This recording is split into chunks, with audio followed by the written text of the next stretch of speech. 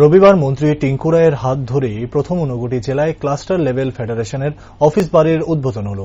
রবিবার দুপুরে কৈলাসহরে গৌরনগর ব্লক অফিসের প্রাঙ্গণে আবাহন ক্লাস্টার লেভেলের ফেডারেশনের অর্থাৎ আবাহন CLF এর অফিস বাড়ির উদ্বোধনী করেন মন্ত্রী টিঙ্কু রায়। তাছাড়া উপস্থিত ছিলেন ঊনকোটি জেলার অতিরিক্ত জেলা শাসক সজল বিশ্বাস, গৌরনগর পঞ্চায়েত সমিতির চেয়ারম্যান নারায়ণ সিংহ, বিশিষ্ট সমাজসেবী বিমল কর, TRLM এর ডিস্ট্রিক্ট কোঅর্ডিনেটর শান্ত কমল চাকমা, গৌরনগর গ্রাম পঞ্চায়েতের প্রধান এবং উপপ্রধান সহ আরও অন্যান্যরা।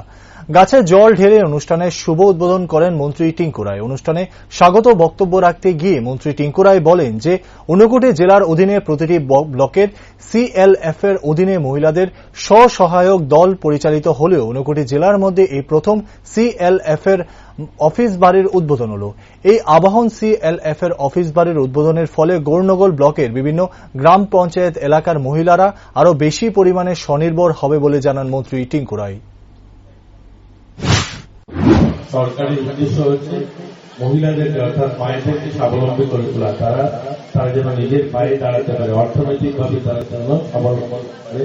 তার কারণে এই সমস্ত কার্যক্রম সরকারি প্রকল্প করবে, অর্থাৎ আমাদের গ্রুপগুলো যেন কিছু করতে পারে, নিজেদের পায়ে দাঁড়াতে পারে, নতুবা সংখ্যা শুধু বাড়তে থাকবে।